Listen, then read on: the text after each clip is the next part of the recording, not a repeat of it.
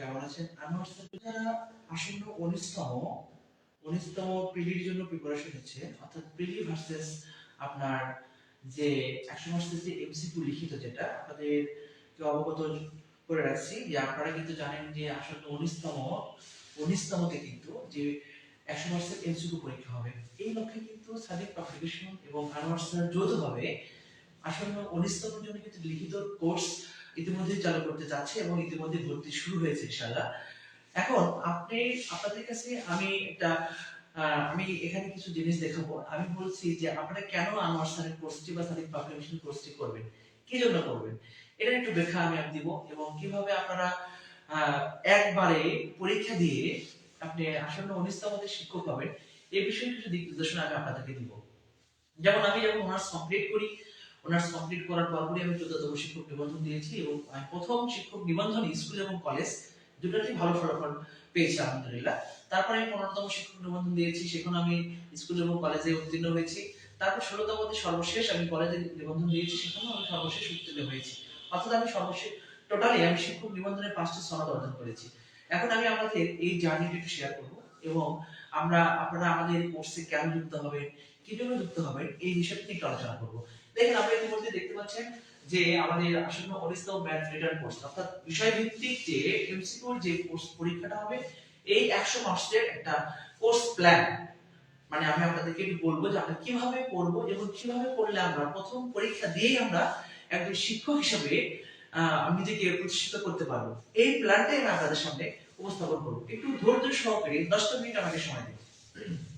দেখেন, প্রথমে হচ্ছে আমাদের 19তম শিক্ষক নিবন্ধন পরীক্ষার গণিত লিখিত প্রস্তুতির কোর্স। এখানে সহকারী শিক্ষক এবং গণিতের কলেজের দুটো বিষয় সম্পূর্ণ আলাদা পার্টে ভাগ করা হয়েছে।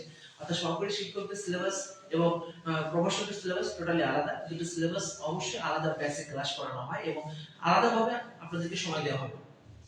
এবং এখানে আপনারা দেখতে পাচ্ছেন অধ্যায়ভিত্তিক হ্যান্ডনোট পিডিএফ দেওয়া হবে। আমরা কিন্তু প্রত্যেকটি অধ্যায়ের আলোচনা শেষে থেকে হ্যান্ডনোট দিব এবং এটা কিন্তু আমরা পিডিএফ করে দেব আপনাদেরকে। সেই হ্যান্ডনোটে কি থাকবে, সেখানে থাকবে হচ্ছে আপনার, যেমন ধরেন আপনি ক্যালকুলাসের একটা পার্ট ধরেন, সেই পার্ট থেকে আপনি কিন্তু অন্তরীকরণ হতে পারে, যোগজীকরণ হতে পারে বা লিটলিজ হতে পারে, যে কোনো একটা পার্ট থেকে কিন্তু আপনাকে যে টপিকটি আলোচনা করব সেই টপিকের উপর কিন্তু 50 থেকে 100টি বা 40 থেকে 50টি কিন্তু প্রশ্ন এমসিকিউ আকারে কিন্তু লিখে দেব, মানে লিখে কিন্তু আপনাকে পিডিএফ করে পাঠানো হবে। এগুলো কিন্তু আপনি পড়বেন। তারপর দেখেন, আমরা ধারাবাহিক বেসিক ক্লাস থাকবে আমাদের প্রত্যেকটি মানে ক্লাসের একটা বেসিক থাকবে। যেমন আমি যদি বলি, আমরা মূলদ এবং অমূলদ সংখ্যার আলোচনা করব। সেই মূলদ এবং অমূলদ সংখ্যার বেসিক কনসেপ্টগুলো ক্লিয়ার করব। এখান থেকে কি টাইপের প্রশ্ন আসে সেই প্রশ্নগুলো আলোচনা করব। এবং বিগত বছরে জাতীয় বিশ্ববিদ্যালয় এবং বিশ্ববিদ্যালয়ে যে প্রশ্নগুলো বারবার এসেছে, আমরা যেহেতু অধিকাংশ জাতীয় বিশ্ববিদ্যালয়ের স্টুডেন্ট বলে আমরা তিতাস সিরিজের বই পড়ে থাকি, অবশ্যই আমরা হেল্পিং হ্যান্ড হিসেবে এখানে তিতাস অথবা সায়েন্স বই প্রকাশনী যে বইগুলো রয়েছে সেই বইগুলো কিন্তু আমরা কাছে রাখবো।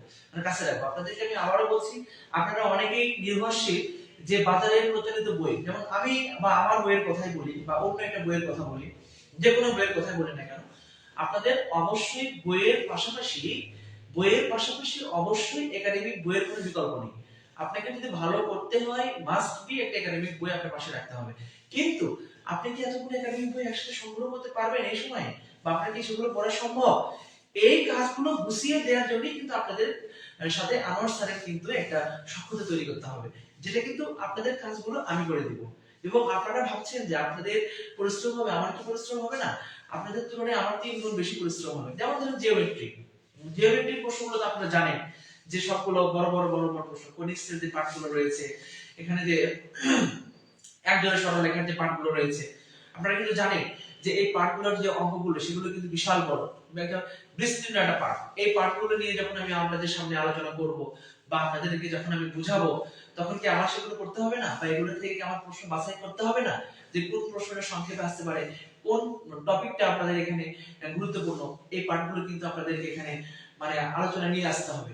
এই জন্য কিন্তু এই বিষয়গুলো আপনাদের মানে গুছিয়ে দেওয়ার জন্য কিন্তু আনোয়ার এবং সাদিক পাবলিকেশন যৌথভাবে যে কোর্সটা চালু হতে যাচ্ছে। তারপর দেখেন, আমি কিন্তু মানে একাডেমিক স্কোর আলহামদুলিল্লাহ মাশাআল্লাহ আমার ভালো ছিল। আমি কিন্তু একাডেমিকে কোনো পড়ায় ফাঁকি দিইনি আলহামদুলিল্লাহ। এই জন্য হয়তো 3.76 অনার্স এবং মাস্টার্স 3.83 আমার ক্যারি করতে পেরেছিলাম।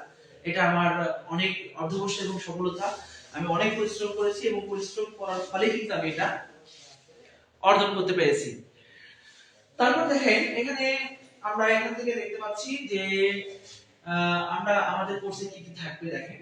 সিলেবাস অনুসারে প্রত্যেকটা অধ্যায়ে বেসিক ক্লাস থাকবে, এমসিকিউ ক্লাস থাকবে এবং বিগত বছরের ব্যাখ্যা সহ সমাধান থাকবে। তাহলে আমরা বেসিক ক্লাস করব, এমসিকিউ করব। এমসিকিউ গুলো কি টাইপের হবে এই টাইপের প্রশ্নগুলো বাছাই করে আমরা করব এবং পিডিএফ তো আপনাদেরকে দিব ইনশাআল্লাহ। বিগত বছরের প্রশ্নগুলো ব্যাখ্যা সহ সমাধান আমরা করব ইনশাআল্লাহ।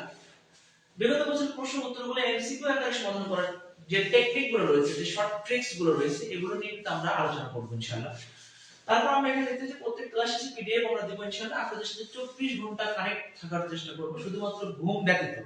আপনাদের যে কোনো সমস্যা হলে আপনারা আমাকে মেসেঞ্জার গ্রুপ থাকবে, হোয়াটসঅ্যাপ গ্রুপ থাকবে, সেই গ্রুপগুলোতে আপনারা নক করবেন, সেখান থেকে কিন্তু আমরা সঠিকভাবে কিন্তু সমাধান করে দেব ইনশাআল্লাহ।